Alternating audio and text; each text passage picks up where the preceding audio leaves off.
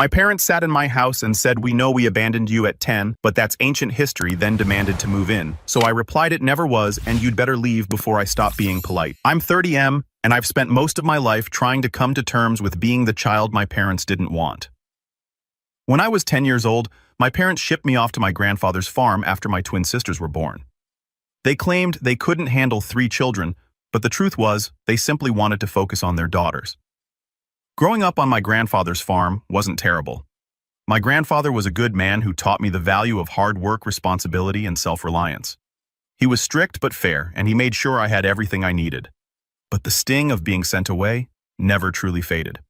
During the early years, my parents would visit occasionally, bringing my sisters along for brief awkward meetings where I felt more like a distant relative than their son. As time passed, the visits became less frequent. By the time I was a teenager, they'd call on my birthday and major holidays, but that was about it. My grandfather never spoke ill of my parents, but I could see the sadness in his eyes whenever the topic came up. "Your parents are making their choices," he'd say. "But you're making yours too, and that's what matters." When I was 18, my grandfather helped me apply for college. I earned a partial scholarship, and he covered the rest. "Education is the one thing nobody can take from you," he'd tell me. I studied agriculture and business planning to eventually take over the farm. But life had other plans. My grandfather passed away during my junior year of college. It was sudden, a heart attack while he was out in the fields. I was devastated. He left me the farm and everything he had, which wasn't much beyond the land and equipment. My parents showed up for the funeral, of course. They hugged me and told me how sorry they were. But there was this strange distance between us that never went away. After graduation, I threw myself into modernizing the farm. I implemented new techniques, invested in better equipment, and expanded our crops. Within 5 years, what had been a modest family farm turned into a successful agricultural business. I hired staff, purchased adjacent properties, and built a reputation in the community. Last year, I decided I needed a change. I'd built something meaningful at the farm, but I wanted to experience life in the city. I found a competent manager to run the farm's day-to-day operations and bought a spacious 4-bedroom house in the suburbs outside the city where my parents live. I wasn't necessarily looking to reconnect with them, but I thought being closer might at least give us the opportunity to establish some kind of adult relationship. I've been in my new house for 3 months, and life was going well until yesterday. My mother called, her voice unusually cheerful, and asked if she and my father could come over for dinner. I was surprised but agreed. They'd never shown much interest in my life before, so I was curious about this sudden desire to connect. They arrived with a bottle of wine and awkward smiles. After some painfully forced small talk about my lovely home and how successful I've become, they finally revealed the real reason for their visit. "We've decided to sell the family home," my mother announced, swirling her wine. "It's just too big for us now that the girls are gone." "That makes sense," I replied. Not sure why this required a personal visit to discuss. My father cleared his throat. "We're looking at our options, and we've realized how perfect this situation is. You have this big house with extra bedrooms, and we need a place to stay while we figure out our next move." I stared at them, waiting for the punchline. It never came. "You want to move in with me?" I finally asked. "Just temporarily," my mother said quickly. "Maybe a year or so while we decide where to retire. It would give us a chance to reconnect as a family." I couldn't believe what I was hearing. These people who had shipped me off to my grandfather's farm because I was inconvenient now expected me to welcome them into my home with open arms. They spoke as if our arrangement was just an unfortunate circumstance, not a direct result of their decision to abandon me. "What about the money from selling your house?" I asked. "Well, we're planning to use that for our retirement," my father explained. "Property values have gone up, and we want to make the most of our investment." I nodded slowly, trying to process the audacity of their request. "So let me get this straight. You want to sell your house, pocket the money, and live with me rent-free while you plan your retirement?" They exchanged glances. "When you put it that way, it sounds bad," my mother said. "But we're family, James. Family helps family." Family. The word felt hollow coming from her lips. Where was this family sentiment when they sent their 10-year-old son away? "I need some time to think about this," I said finally. They left shortly after, clearly disappointed by my lack of enthusiasm. As I cleaned up after dinner, memories of my childhood came flooding back, watching from my grandfather's porch as my parents' car disappeared down the driveway. The birthday cards with impersonal messages, the Christmas calls that always felt rushed. Now I sit here typing this out, wondering if I'm the unreasonable one. Am I holding on to childhood grudges too tightly? Or am I right to feel angry about their presumption that I owe them anything after they essentially discarded me when I became inconvenient? The most infuriating part is that they've never acknowledged what they did. They talk about me moving to my grandfather's farm as if it was a normal arrangement that any family might make, not the abandonment of a child. I'm not sure what to do. Part of me wants to tell them exactly where they can stick their retirement plans. Another part wonders if this might be an opportunity to finally address the elephant in the room that we've been ignoring for 20 years. Any advice would be appreciated. Update: the confrontation. It's been 2 weeks since my last post, and a lot has happened. First, I want to thank everyone for their advice and support. Reading through your comments helped me realize I wasn't overreacting to my parents' request. After thinking it over, I decided to meet with my parents again. I invited them back to my house, determined to have an honest conversation before making any decisions about their living situation. They arrived looking hopeful, clearly assuming I was going to agree to their plan. My mother brought a binder full of house listings they were considering selling to, and my father immediately started talking about which bedroom they'd prefer. Before we discuss any of that, I interrupted. There's something we need to talk about first. They exchanged glances, and my mother's smile faltered. What is it, dear? I want to talk about what happened when I was 10, I said, keeping my voice steady. About you sending me to live with Grandpa. The atmosphere in the room changed instantly. My father shifted uncomfortably in his seat, and my mother's expression hardened. That was a long time ago, James, she said dismissively. I don't see why we need to dredge up ancient history. Because it's not ancient history to me, I replied. It's the foundation of our entire relationship. You sent me away when I was a child, and we've never addressed it. My father cleared his throat. Your grandfather was getting older and he needed help around the farm. It was a practical decision. That's not true, I said, feeling my temper rising. Grandpa never asked for me to be sent there. He told me so himself. Well, we had the twins to think about, my mother said defensively. They were babies. They needed our attention. And I asked. I was 10 years old. My father's face rained. You're making it sound like we abandoned you. We visited, we called.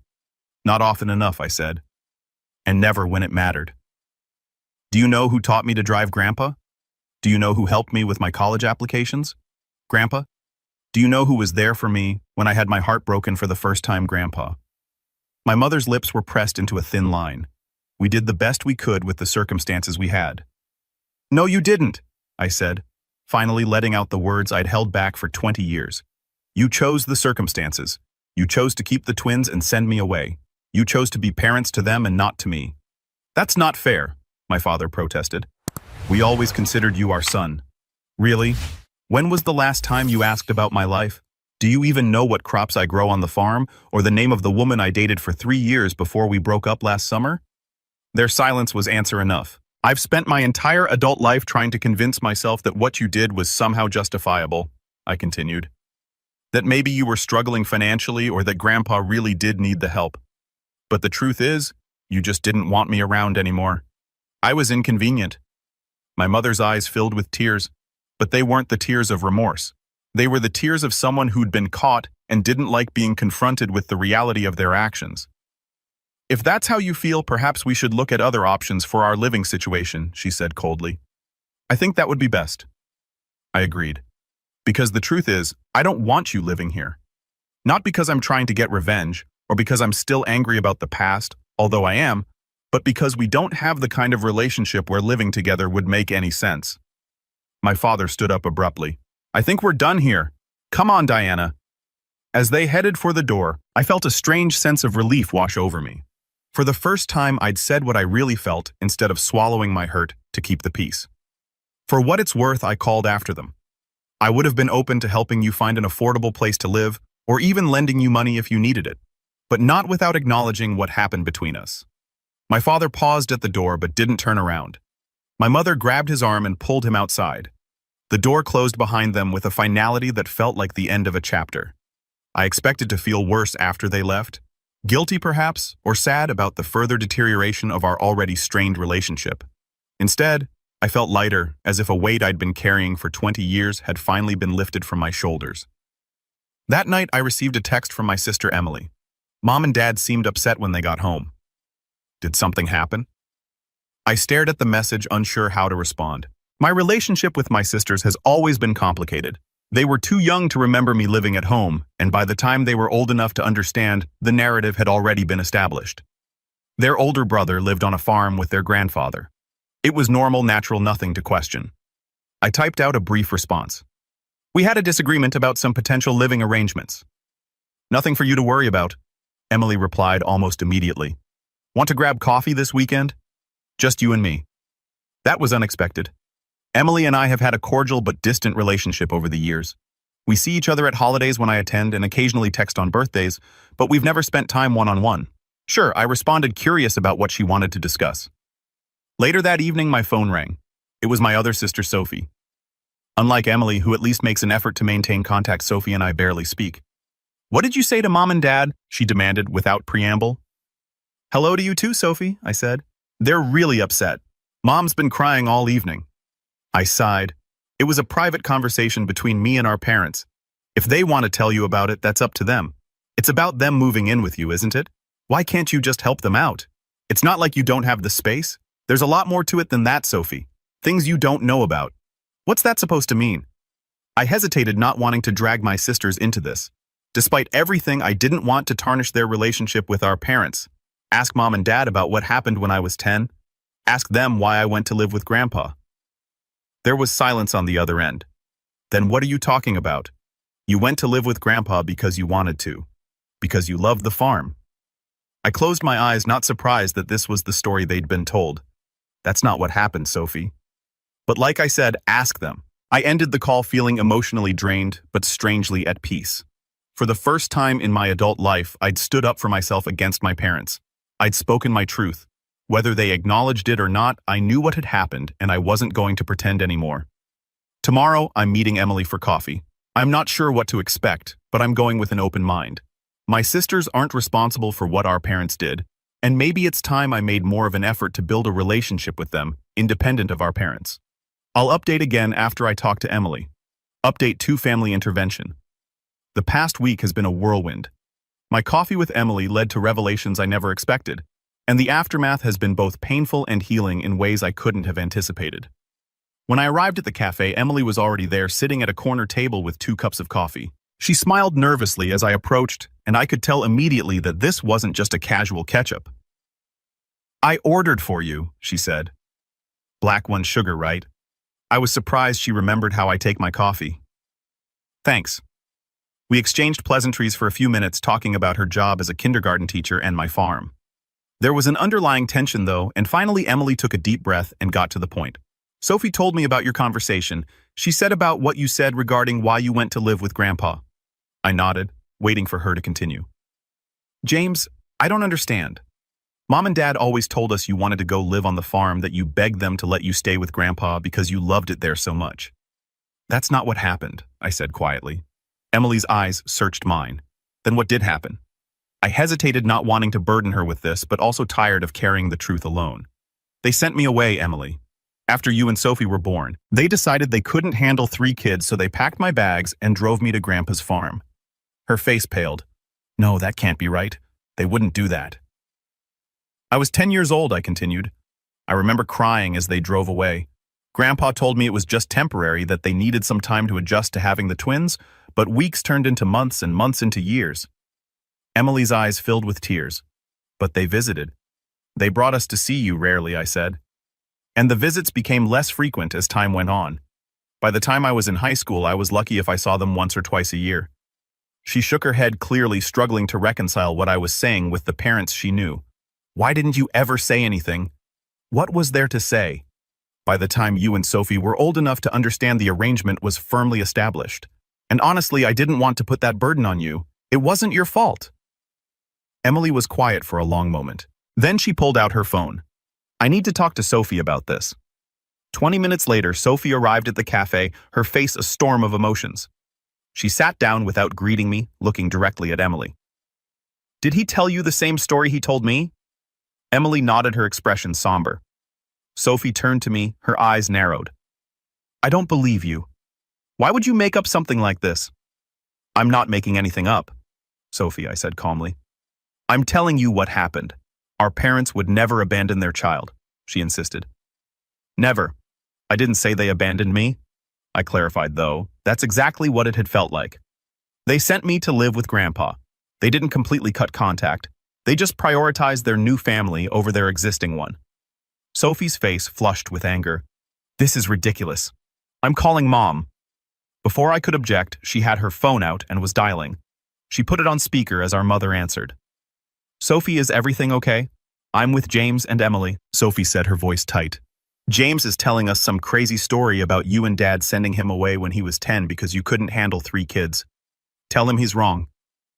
There was a long silence on the other end of the line. Too long, Mom. Emily prompted, her voice wavering. Our mother sighed heavily. It's complicated, girls. Your father and I were struggling after you were born. Twins are a lot of work and we were overwhelmed. James's grandfather offered to take him for a while to help us out. For a while, I couldn't help but interject. I never lived at home again. Another pause. Like I said, it's complicated. We thought it was best for everyone. Sophie's expression had transformed from anger to shock. So it's true. You sent him away. We made the best decision we could at the time, our mother said defensively. And James was happy at the farm. He adjusted well. Because I didn't have a choice, I said. Grandpa made it work, not you. Emily wiped tears from her cheeks. Mom, how could you? You girls are too young to understand what it was like, our mother said, her voice hardening. We had 2 newborns' financial problems and your father was working overtime. Something had to give. Something, not someone, I said. I was your child, not an object to be discarded when things got difficult. That's enough, our mother snapped. I'm not having this conversation over the phone. If you want to discuss this, we'll do it as a family face to face. She hung up, leaving the 3 of us sitting in stunned silence. Sophie looked shell-shocked. I can't believe this. All these years we thought. I know, I said gently. It's not your fault. You were too young to remember me living at home, and by the time you were old enough to ask questions, the story was already set. Emily reached across the table and took my hand. I'm so sorry, James. I had no idea. The next day, I received a text from my father requesting a family meeting at their house. I was hesitant, but Emily and Sophie both urged me to come, saying they needed to hear the full story with everyone present. When I arrived, the atmosphere was tense. My parents sat on one side of the living room, Emily and Sophie on the other. I took a seat in a separate armchair, feeling like an outsider as always. My father cleared his throat. We're here to clear the air about certain misunderstandings. There's no misunderstanding, I said quietly. I told Emily and Sophie the truth about why I went to live with Grandpa. My mother's jaw tightened. You've given them a very one-sided version of events. Then what's your version? Sophie asked, her voice uncharacteristically firm. My parents exchanged glances, and my father began speaking. He talked about how difficult it had been after the twins were born, how they were struggling financially, how my grandfather had suggested I come stay with him. It was supposed to be temporary, he insisted. But you seemed so happy there, James. You were thriving in ways you never had at home. Because Grandpa actually paid attention to me, I said. Because he made me feel wanted. We always wanted you, my mother protested weakly. Really? Is that why you never asked me to come back home? Is that why your visits became less and less frequent? Is that why you missed my high school graduation? We were there for your graduation, my father objected. No, you weren't. You had a last-minute emergency with Sophie's dance recital. Remember, my mother at least had the grace to look ashamed. We made mistakes, James. We're not denying that, but we never stopped loving you. Love isn't enough. I said actions matter, and your actions showed me exactly where I stood in your priorities. Emily, who had been quiet until now, spoke up. Why didn't you ever tell us the truth? Why did you lie to us about why James lived with Grandpa? My mother looked down at her hands.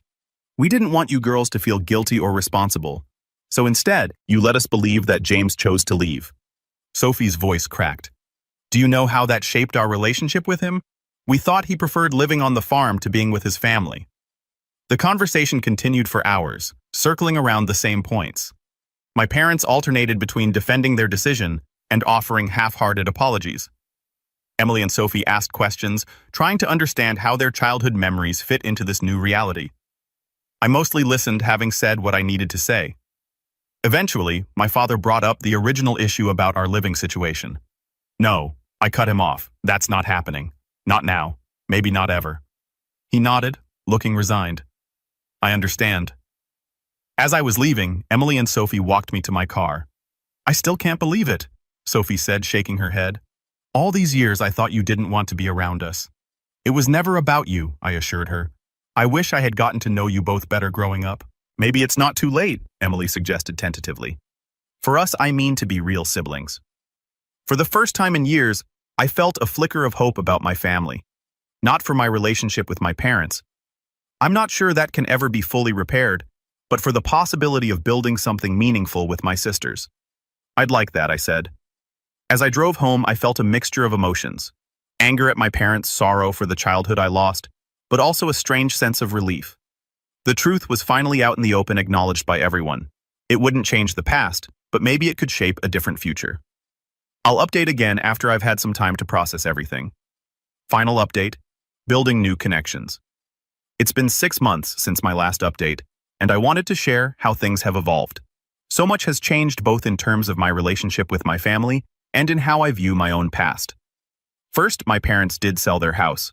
They ended up buying a small condo in a retirement community about an hour away. They never asked to move in with me again, which was a relief. Our relationship remains strained, but there's been a shift. The confrontation forced them to acknowledge what they did, even if they still try to justify it. I've decided that I don't need their full acceptance of responsibility to move forward with my life. I see them occasionally, usually in the presence of my sisters, and our interactions are civil, if not warm. The most significant change has been in my relationship with Emily and Sophie. After learning the truth about my childhood, they both made concerted efforts to connect with me in ways they never had before. Emily started by asking to see the farm. I was surprised, but agreed to show her around. She spent a weekend with me walking the fields, meeting the staff, and looking through old photo albums my grandfather had kept. She was particularly moved by a series of pictures from my high school graduation. Photos that showed Grandpa standing proudly next to me in my cap and gown, our parents notably absent. I never realized how much we missed, she said, tracing the edge of the photo. All the important moments in your life. Grandpa was there, I told her. He never missed anything. She looked up at me, her eyes filled with tears. I wish I had known him better. And I wish I had known you. That weekend was a turning point for us.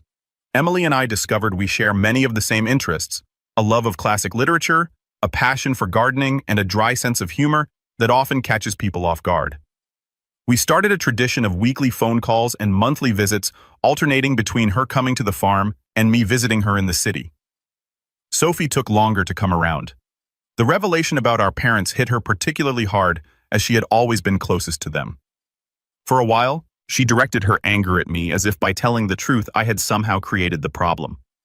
But gradually, she began to see things differently. About 2 months after the confrontation, she called me out of the blue.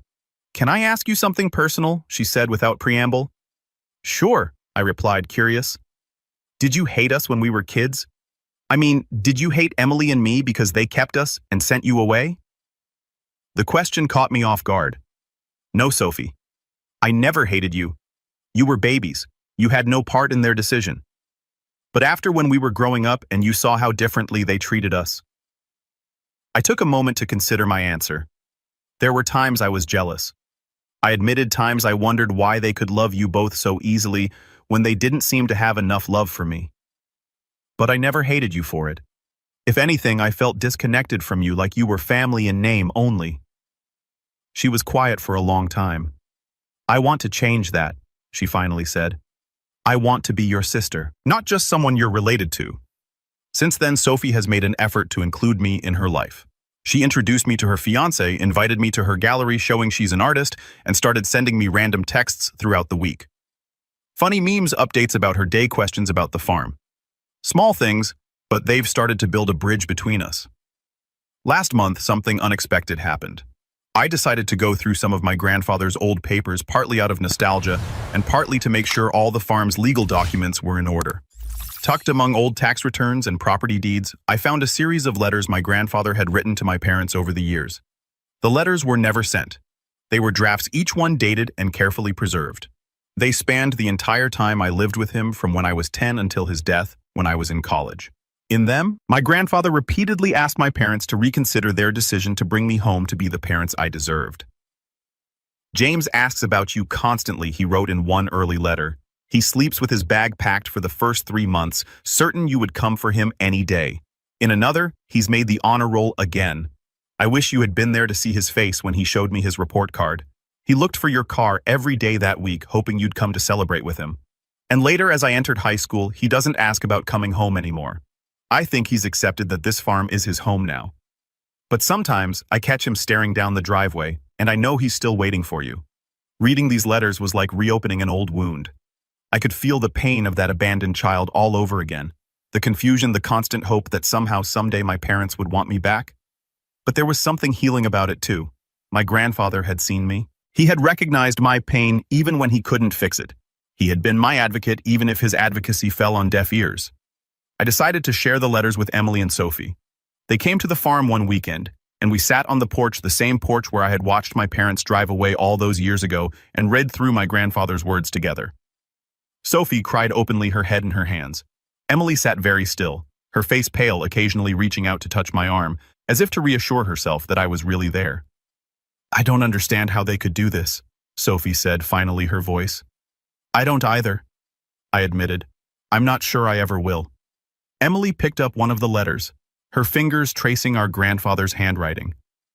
He loved you so much. Yes, I agreed. He did. We love you too, Sophie said suddenly, fiercely. I know it's not the same. I know it doesn't make up for anything, but we do. I looked at my sisters, really looked at them. Emily with her thoughtful eyes and quiet strength, Sophie with her artistic passion and newfound determination. For the first time, I didn't see them as extensions of our parents or as the children who had replaced me. I saw them as individuals, as people who had been caught in the same dysfunctional family system that had hurt me, albeit in very different ways. I know I told them, and I love you both. Last week, we had our first ever siblings-only vacation. We rented a cabin by a lake and spent 4 days fishing, hiking, and getting to know each other as adults. We talked about our childhoods, mine on the farm, theirs in the suburbs. We shared stories about our grandfather filling in gaps for each other. We laughed, we argued, we drank too much wine one night, and ended up stargazing on the dock until dawn. It wasn't perfect. There were awkward moments, times when the weight of our shared past created a tension that was hard to break through.